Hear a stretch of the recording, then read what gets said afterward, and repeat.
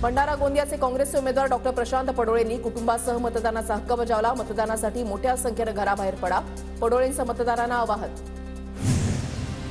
नागपूरचे काँग्रेसचे उमेदवार विकास ठाकरेंनी मतदानाचा हक्क बजावला। मतदानाची टक्केवारी वाढेल, विकास ठाकरेंकडून विश्वास व्यक्त।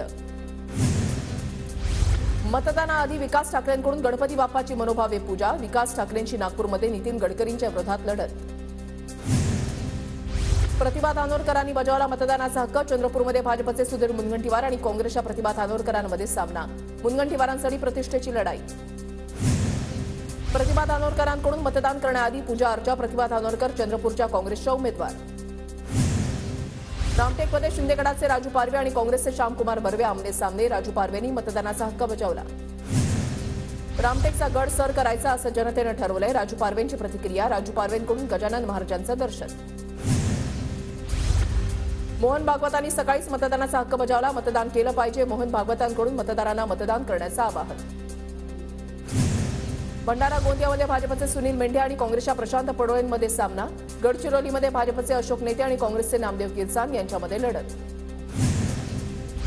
चंद्रपुरात मतदानाला सुरुवात। मतदान केंद्राबाहेर मतदारांच्या रांगा। चंद्रपुरात 9,000 मतदान कर्मचारी आणि 3,000 पोलीस कर्तव्य बजावत आहेत। भंडाऱ्यामध्ये मतदानाला सुरुवात। भंडाऱ्यामधल्या मतदार मतदान केंद्रावर दाखल। परभणी जिल्ह्यामध्ये दिव्यांग आणि ज्येष्ठ नागरिकांचं मतदान। मतदारांच्या घरी जात मतदानाची प्रक्रिया पूर्ण। परभणीच्या गंगाखेडमधील 10 गावातील ग्रामस्थांचा निवडणुकांवर बहिष्कार। रस्त्याच्या मागणीसाठी ग्रामस्थांचा आक्रमक पवित्रा। वाशिममधील कोयाळी जाधव गावातील नागरिकांचा लोकसभेच्या मतदानावर बहिष्कार। गावासाठी मंजूर झालेलं आरोग्य उपकेंद्र 4 वर्षांनंतरही सुरू न झाल्यानं नागरिक आक्रमक। गडचिरोलीमध्ये पिंक पोलिंग सेंटरची उभारणी। कर्तव्य बजावण्यासाठी महिला कर्मचारी मतदान केंद्रावर।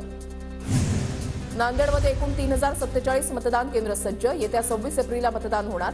13,000हून अधिक कर्मचारी तैनात राहणार। छत्रपती संभाजीनगर लोकसभेसाठी प्रशासनाकडून अधिसूचना जारी। संभाजीनगरमध्ये 13 मे रोजी मतदान प्रक्रिया पार पडणार। आजपासून 25 एप्रिलपर्यंत अर्ज दाखल करता येणार। धुळे जिल्ह्यामध्ये आचारसंहितेची प्रभावी अंमलबजावणी सुरू। जिल्हाधिकारी कार्यालयामध्ये एकात्मिक नियंत्रण कक्ष सुरू। नियंत्रण कक्षातून विविध प्रकारच्या तक्रारीस निवारण करण्यात येत आहे। पुण्यामध्ये माहितीचे उमेदवार मुरलीधर मोहोळांचा युवक युवती मेळावा। आशिष शेलारांच्या उपस्थितीमध्ये संध्याकाळी पार पडणार मेळावा।